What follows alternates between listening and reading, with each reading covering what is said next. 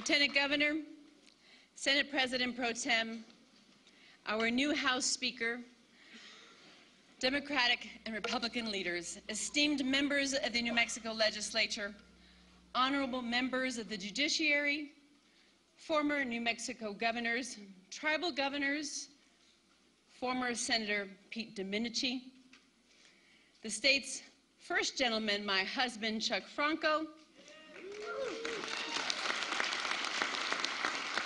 and the state's first son, Carlo.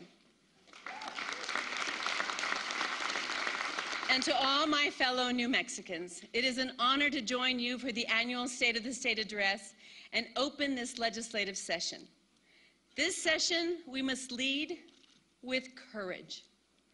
We must commit ourselves to the task of charting a better and stronger future for our children in everything we do this session. We must focus on how it impacts the children of New Mexico, how it improves their safety and well-being today, and how we ensure they have a future without limits as they chase their dreams of tomorrow. Quite simply, there is no greater calling for those of us in this chamber. That means continuing to improve our schools so that every child receives a quality education. It means creating a diverse economy and new jobs in all sorts of industries. And it means coming together to tackle the devastating impact of child abuse and neglect.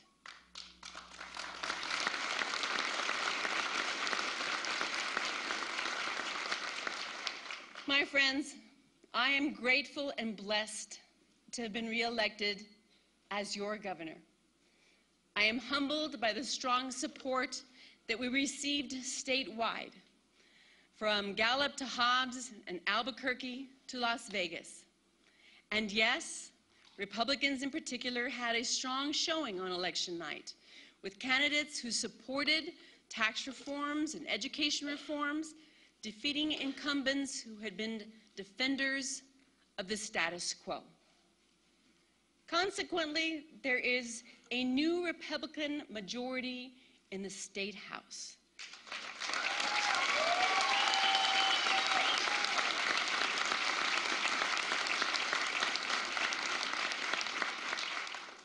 Congratulations to each new member and to your leader, Speaker Don Tripp.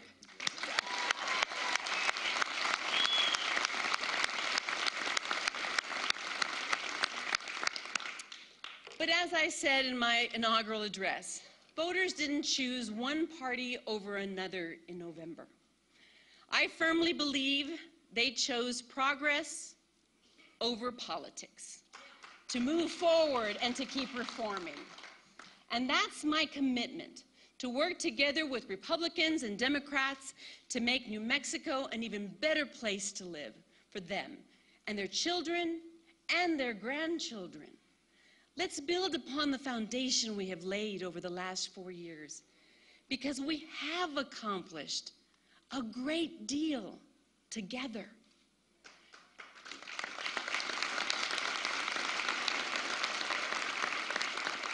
You know, we've closed the largest structural budget deficit in state history and put our finances back in order, passed the most sweeping tax reform in a generation, took ourselves out from under an unworkable federal education law, allowing us more local control, and we now have more and better information about how our schools are performing than ever before.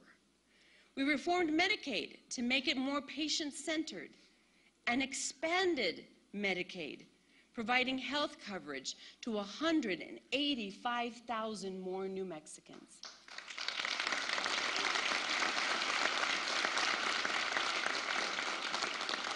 We should be proud of these bipartisan achievements.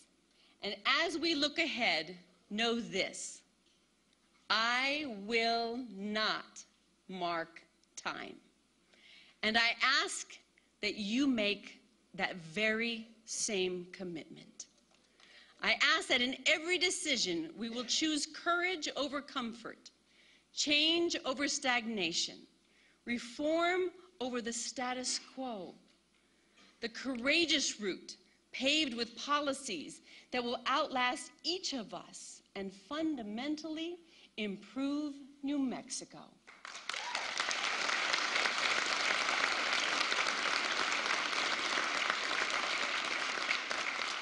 Our greatest challenge is making New Mexico more competitive economically and less reliant on federal spending.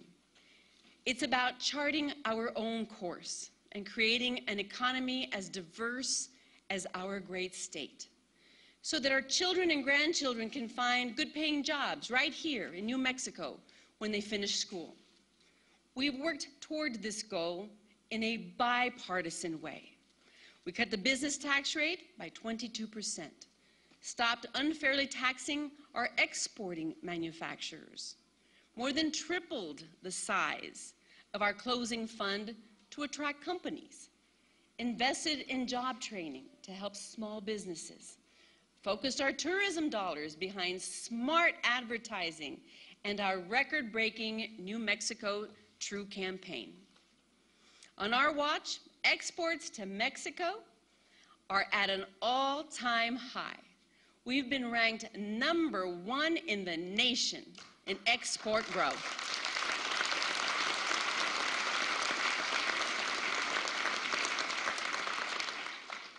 In Santa Teresa, where we live, our border port is thriving. New Mexico is poised to become a key trade route between the United States and Mexico, Central America, and South America. Our tax rate on manufacturing improved from 3rd worst in the region to the best in the West.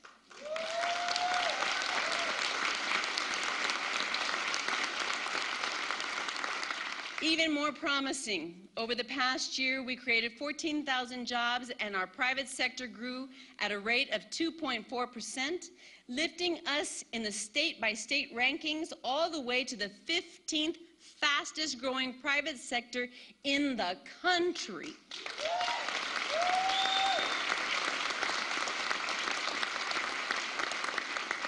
And over the last year, we've seen New Mexico companies expand their workforce, as we also welcome new companies here from around the world.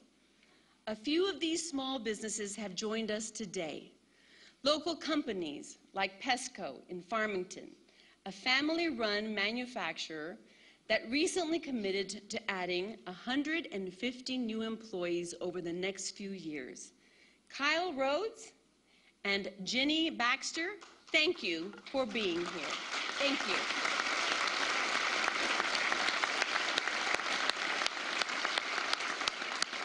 And Vitality Works, a New Mexico company that started in 1982.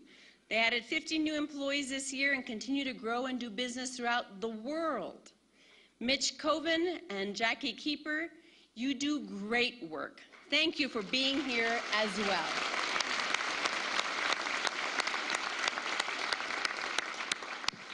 Or DHF Technical Products, a California company that moved its headquarters to Rio Rancho just last year.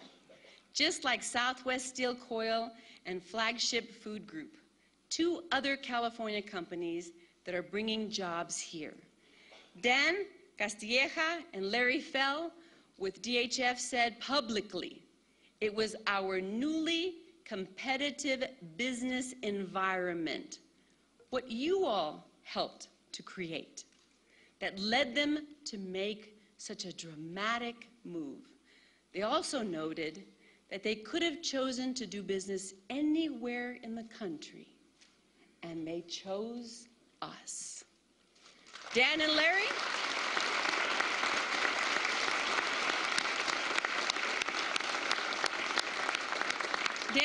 you've got that right, and we thank you for moving your company to New Mexico. You will never regret it.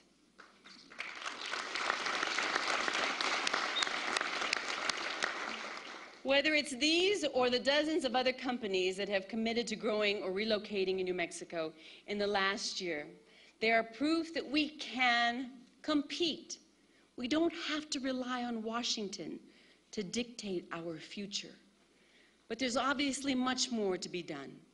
important work that begins in earnest this legislative session.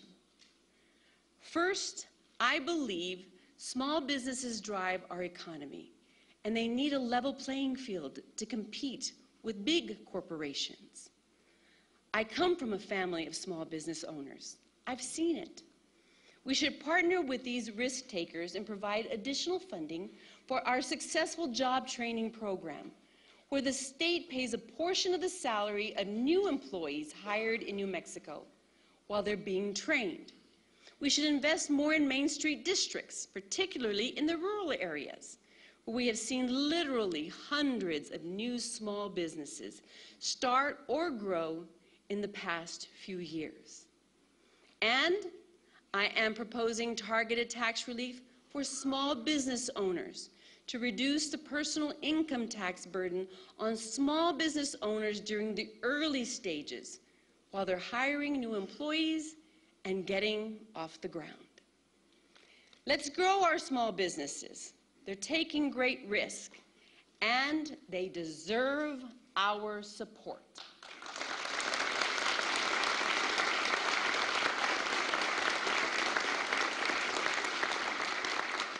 But while we help small businesses thrive here in New Mexico, we must compete to bring new jobs to our state from elsewhere. Recently, the executives of a major national company told me, quote, "We have never even considered New Mexico when deciding where to expand. Always looked right past your state. Then someone told us we wouldn't believe what's happening there, and that we should take a second look. So we did, and we couldn't believe what we found." My friends, the word is getting out, but there are several things that we can do to turn up the volume. That's why I'm proposing a $50 million closing fund for economic development projects right here in New Mexico.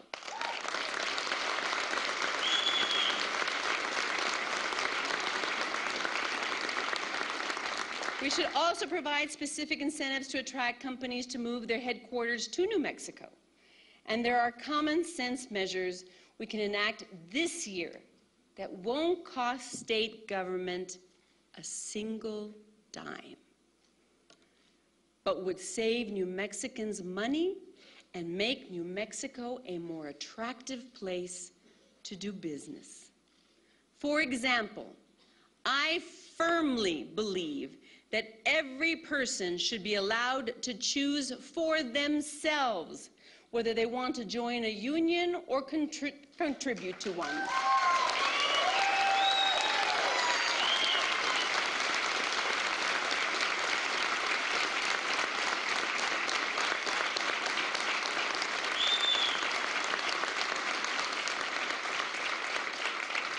This isn't a complicated concept. It really isn't. And most people agree. If a worker wants to join a union, then they will. But it is fundamentally wrong to require membership or take money from the paychecks of our workers in order to get a job. For these workers, this is gas money, rent, or a car payment. And studies have shown that states where workers are allowed to make this choice for themselves have higher employment levels, and companies locate there more often because of this policy. It's time we protect the paychecks of New Mexico workers. It's common sense, and it is long overdue.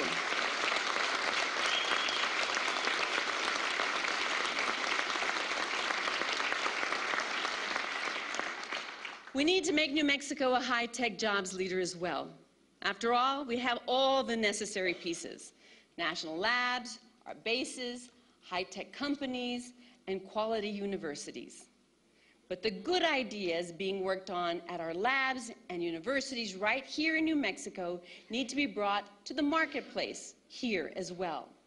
So our kids who dream of becoming scientists can be educated at our universities and then take what they learn to create New Mexico jobs.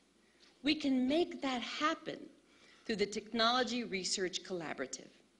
And we need stronger incentives for the creation of technology jobs and more private investment by angel investors in high-tech startup companies all over the state. Helping small businesses grow, attracting companies and jobs from elsewhere, and making New Mexico a high-tech jobs leader. That's how you create a more diverse economy and a stronger private sector.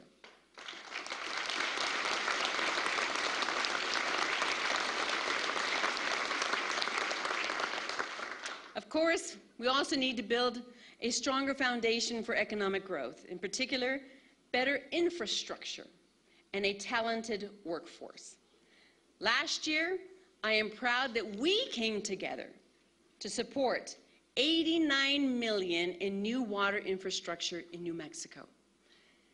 Now, however, we must turn our attention to our aging highway infrastructure, to roads that are unsafe, failing, and impeding economic growth. We've seen what happens when we work together to address major highway problems. Just a few weeks ago, what did we do? We opened the interchange at Paseo del Norte and I-25 in Albuquerque. It was funded in part with state money that leveraged federal and local dollars. It was a true partnership. We can complete large projects of similar magnitude in every corner of the state. I propose that we allocate $180 million of infrastructure money over the next 3 years for major highway construction projects across New Mexico.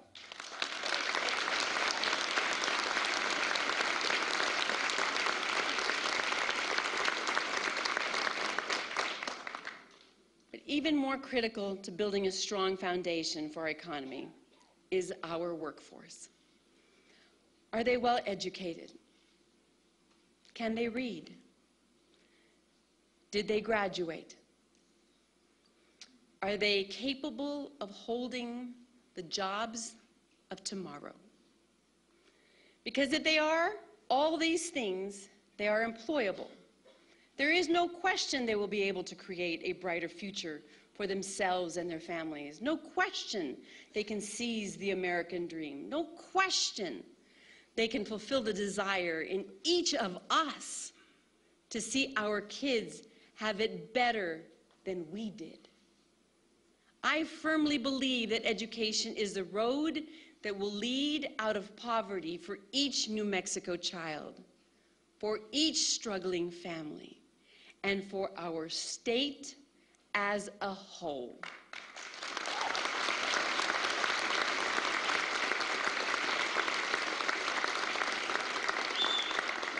Why do I believe that? Because education is what plants the seeds of wonder, of curiosity, of excitement in a child. It points them to opportunities and goals, inspires dreams about careers and about better days. It gives them hope that today's circumstances do not have to be tomorrow's circumstances.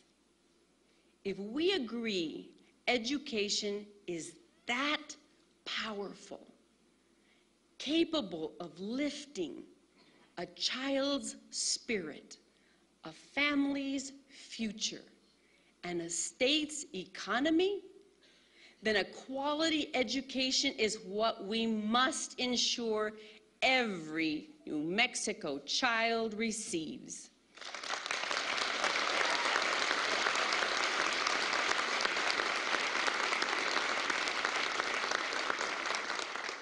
When we see failing schools, we must turn them around. Have the courage to intervene. Don't take the comfortable route and simply hope the school will improve on its own someday. Like in Gadsden, a poor district where English tends to be the second language, where district leaders and teachers could have made excuses for decades of poor performance. but they didn't. Courage is saying, no more excuses. Every child can learn.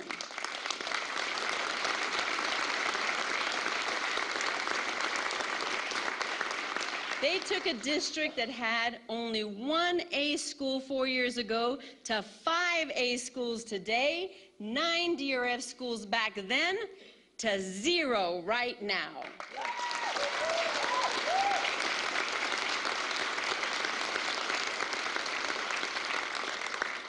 Or the courage of Judith Foster, an elementary school principal in Las Cruces, to sign herself and her teachers up for our intensive school turnaround program. Her school was a D school. She wouldn't settle for that, and it's paid off. Today, Loma Heights Elementary has a B with more kids on grade level in reading and math. Judith is here, and alongside teachers Stephanie Cabrera and Jeremy Sanchez. All I can say is congratulations to you.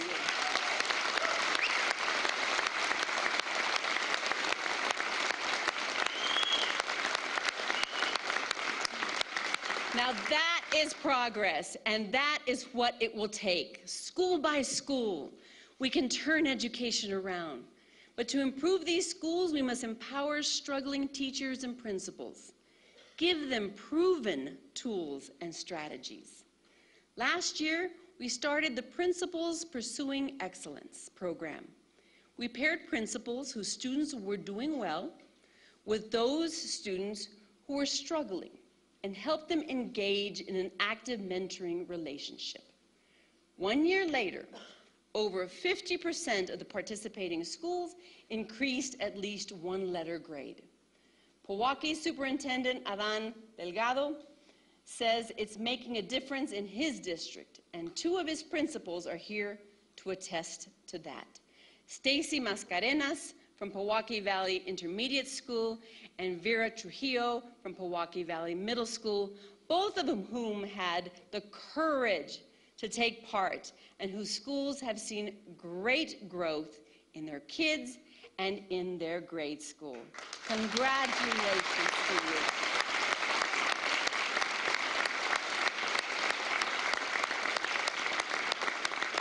Thank you for your willingness to help one another and to help our kids. This year, we should fund and implement a similar mentorship program, but for teachers. Pair exemplary teachers with struggling ones. And in doing so, we can make big gains, classroom by classroom, and school by school. And if education is the most powerful tool in the life of a child, we should honor and reward our best teachers and intervene quickly to help those who need it. But we must choose courage over comfort. The status quo is comfortable. Each teacher paid the same, every evaluation identical.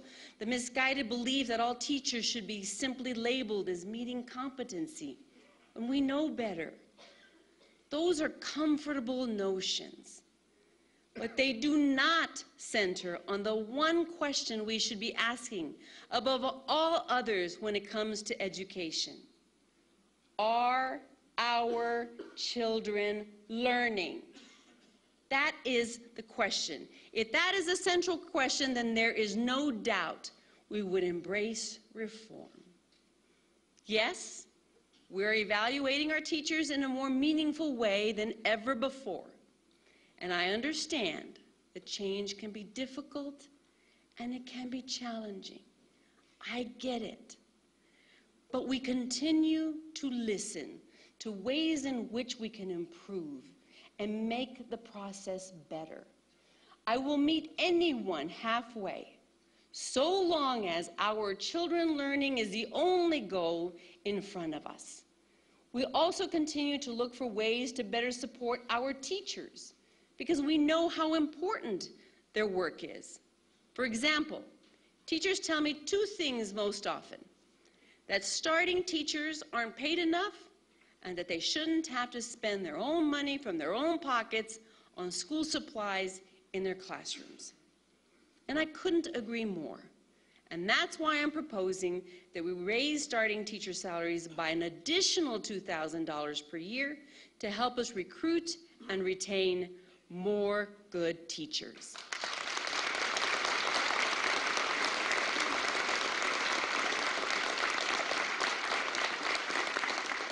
And to help teachers who are having to pay for classroom materials out of pocket, we should provide every New Mexico teacher with a preloaded $100 debit card for the purchase of classroom supplies, so they don't take it out of their own pockets.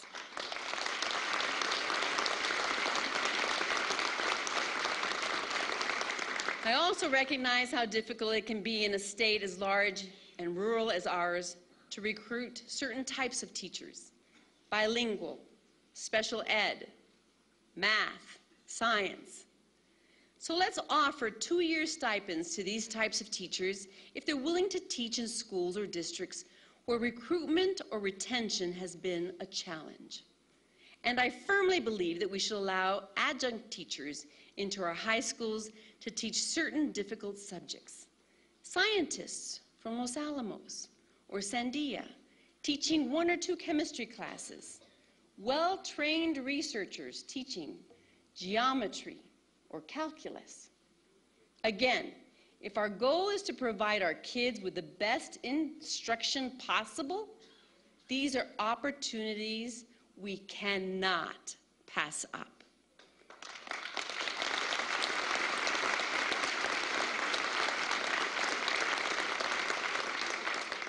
Let me say this, however.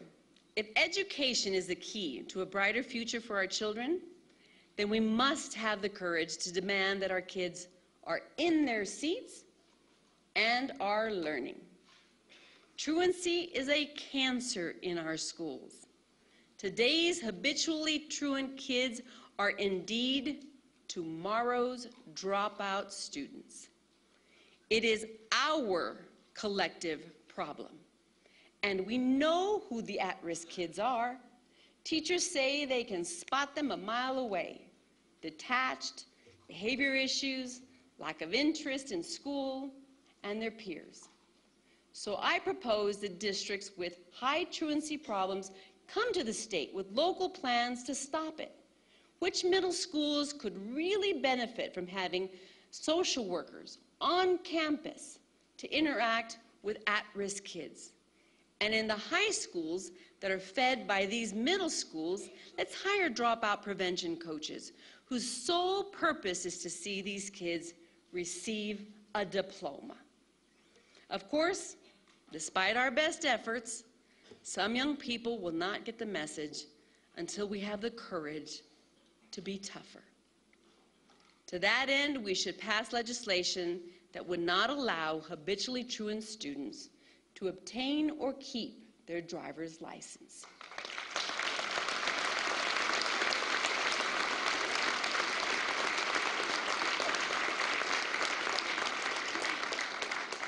But ask yourself this: how did many troubled students end up that way? Uninterested in school, dropping out, perhaps engaging in criminal activity, achieving far lower than their potential. As a prosecutor for 25 years, as someone who has listened to the stories of teachers who try to reach these kids, chances are it's because they can't read very well. They fell behind early, couldn't read a children's book. They were passed along. Words got bigger, chapters got longer, subjects got harder, passed along. Asked to read out loud in class? No way. Too embarrassed. Homework? Can't read it. You stop trying. Tired of failing. I'm struggling becomes I'll never understand this, which becomes I'm not smart, so I'm done trying. When children cannot read, and yet they are passed along anyway, we do them no favors. We discourage them, we frustrate them, we hurt their chances for success in life. We hamper their ability to get a good job. My friends, that does not build self-esteem in a child. We have condoned this for far too long, taken the easy way out, made the comfortable decisions. Courage. It takes courage to do the right thing. Now is the time. This is the moment when we stop being complicit in this practice. We must stop passing our children from one grade to the next when they cannot read. On my watch, we've more than doubled pre-K funding, and I'm proposing more this year again. We've made K-3+ a permanent program, allowing 18,000 struggling readers to take advantage of summer tutoring. I know it starts early. I know that. I know it has to start early, and our efforts to stop social promotion are jam-packed with interventions starting at kindergarten to get children help so that retaining them is not necessary. But let's acknowledge the devastating negative ripple effects of socially promoting our youngest children. It impacts their ability to learn and succeed. It makes it harder for teachers in later grades to bring them up to speed. And it makes it harder for businesses to find the qualified workforce that they need. Let's choose progress, not politics, on this issue.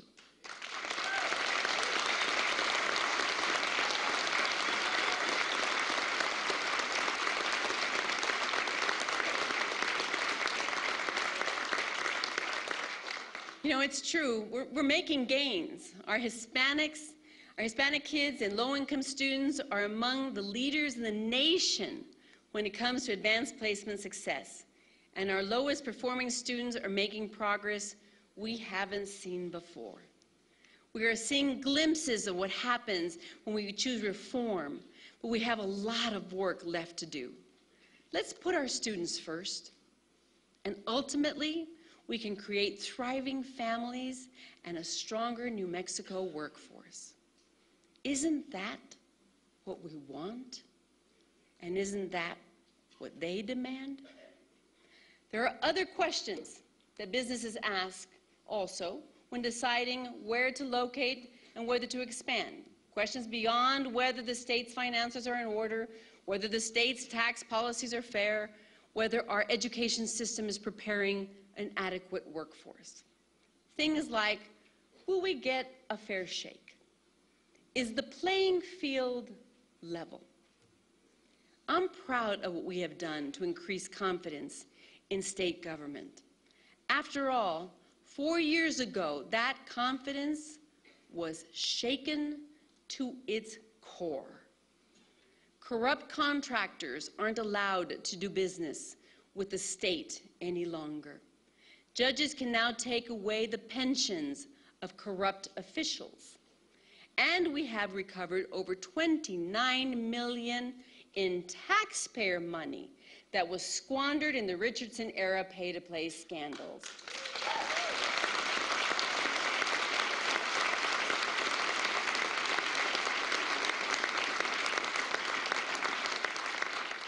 But you know, there's more to do. For example, those convicted of public corruption should be immediately removed from office, not be allowed to stay on the job and collect a paycheck. And as we have done with appointees in my administration, legislators should not be able to serve in government one day, then lobby that very same government the next day.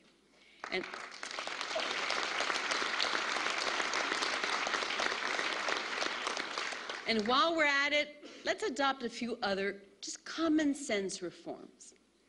If a worker gets injured on the job while drunk or high, he or she should not be allowed to receive workers' compensation benefits.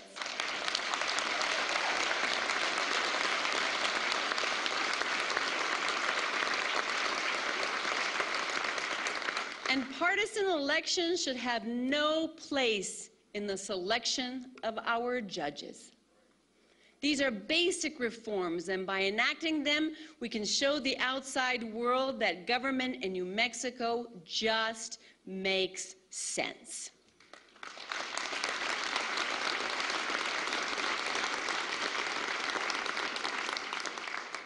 Of course, it is also critical that our communities are safe. For our kids to have a bright future, they must be safe and they must be secure.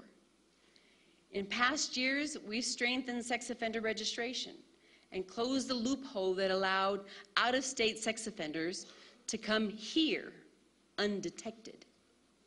And the expansion of Katie's Law has led to an incredible 88% increase in DNA matches connecting people who are committing a broader range of felonies to previously unsolved crimes. 135 burglaries, 21 sex offenses, and 10 homicides. Those are lives that are being saved, and more justice for victims every day.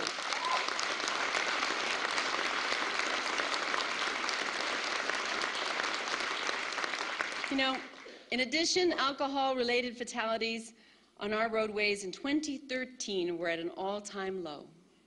And that's encouraging. After all, as our NDWI campaign emphasizes, it is the responsibility of each of us in our own way and in a variety of ways to stop drunk driving in our state. But still, we see too many tragedies, too many lives lost at the hands of drunk drivers. This session, we need to crack down on repeat offenders, the ones who truly don't get it. And we need to increase penalties for those who recklessly toss the keys to someone whose license has been suspended due to a DWI conviction. There are other measures we can adopt to keep New Mexicans safe. Certain child abuse offenders and those who kill under the influence of alcohol should be required to serve 85% of their prison sentence, no matter what.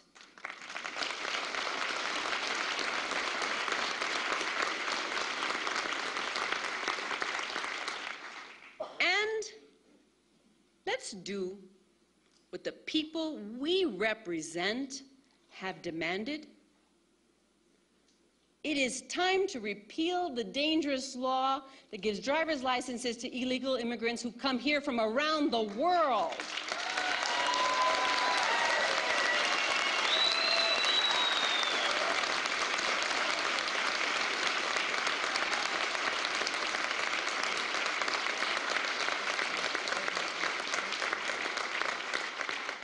I've dedicated my life to fighting for kids and fighting to hold those who hurt them accountable.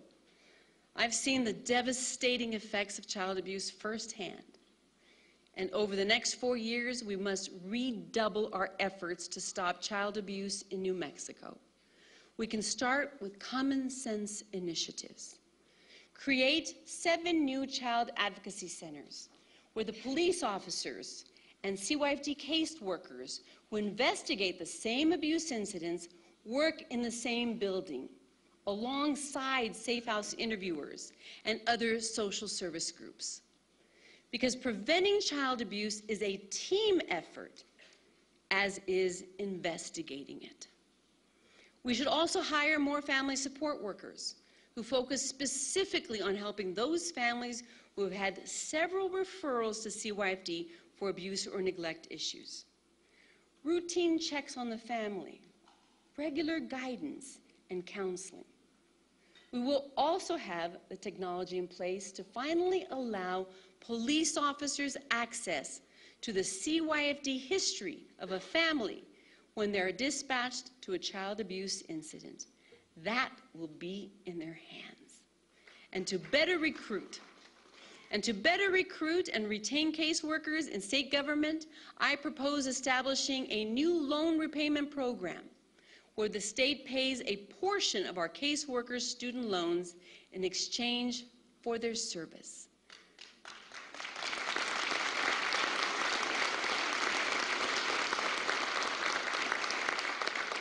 The job of a caseworker is incredibly difficult. It's why we have such high turnover. We have already raised the average caseworker's pay at CYFD by 10%, and this initiative is the next step. We should also close the many loopholes and correct the deficiencies in our current child abuse laws. For example, when CYFD caseworkers are called to a home, they should be able to prescribe counseling or therapy services and mandate that the parent or other caretakers take part.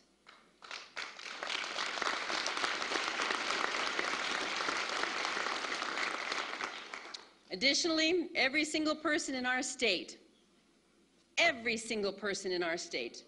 should be required to protect our children and report child abuse if they know or suspect it to be occurring.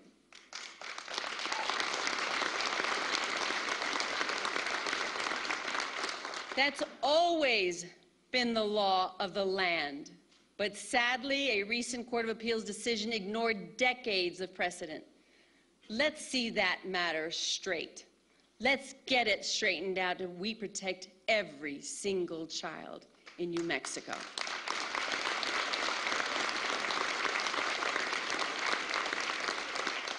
In addition to making sure children are safe, we must ensure they are well cared for and provide a safety net if a child isn't getting the basics, like a good breakfast every morning.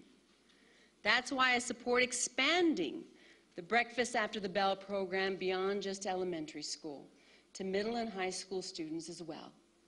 We will also continue to expand the summer food program because our little ones deserve to look forward to their summer break, not dread it out of fear that they will be hungry. Now, our greatest calling is to improve life for our children because they will take our place one day. And I want them to be better than we were. Better educated, better jobs, safer homes, stronger communities. The spirit of a child is an amazing thing. Sadly, I interacted with children under the worst of circumstances throughout my career as a prosecutor. It was hard. My goal was to get justice for them and then ask God to give them the resilience and the ability to overcome the scars, the pain, and the hurt. Looking back over a lifetime of service, many of them did just that. Those kids will tell me later, I was determined not to let the adversity of my youth stand in the way of being the person I know that I was created to be. That's why it is so important to me that as leaders, we never make decisions that stifle a child's hope, dampen a child's spirit, or put a ceiling on their potential. We grow our economy to empower them so that when we tell them they can grow up to be anything they want, they can be confident in that promise. We turn around struggling schools to empower the kids, to empower them. We evaluate and help our teachers to empower them. We ensure they can read to empower them. Now I'm going to ask you to allow me to introduce two young people from Roswell who are overcoming their very own adversity.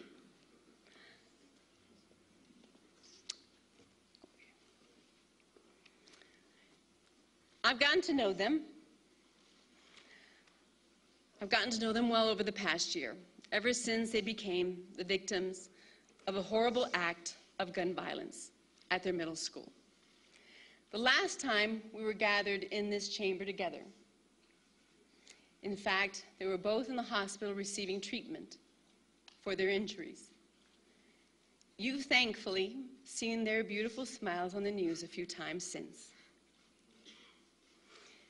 This is Kendall Sanders and Nathaniel Devares. We're so grateful to have them here. Let's give them a warm welcome.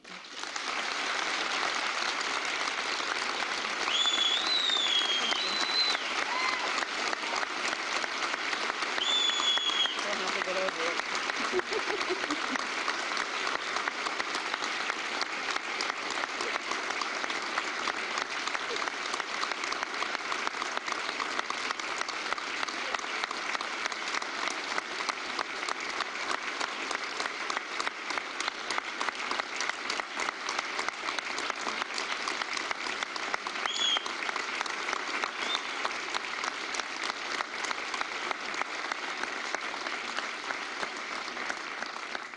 Kendall needed 2 surgeries, including one to replace a punctured artery.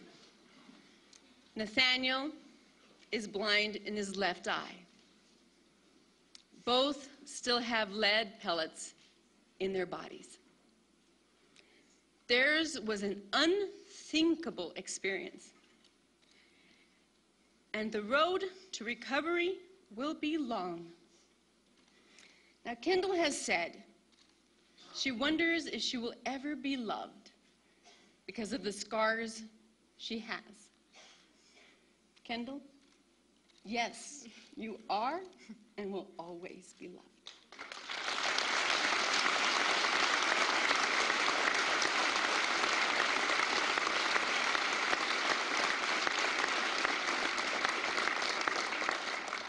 But it goes beyond that. You will also be successful. And Nathaniel, you too. I remember the day that I was over at your school. We were taking pictures, a group picture, and several kids trying to get into the picture, and so they're pushing and shoving a little bit, and I almost tripped and fell. And with such quiet confidence, and with your injury, you quietly said, "Don't worry, I'll catch you."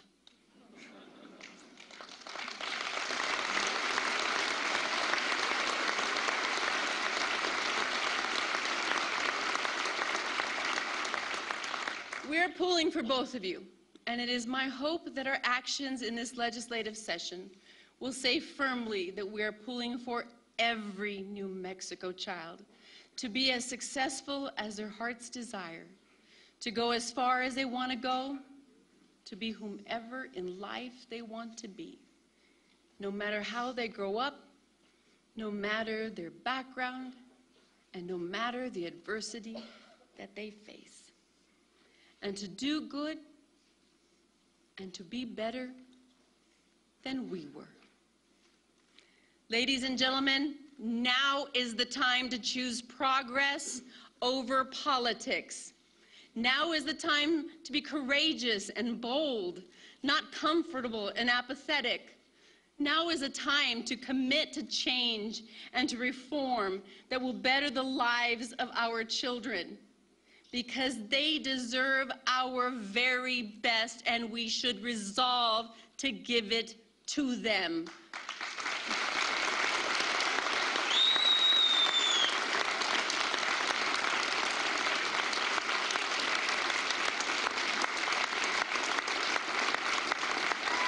All for you, baby.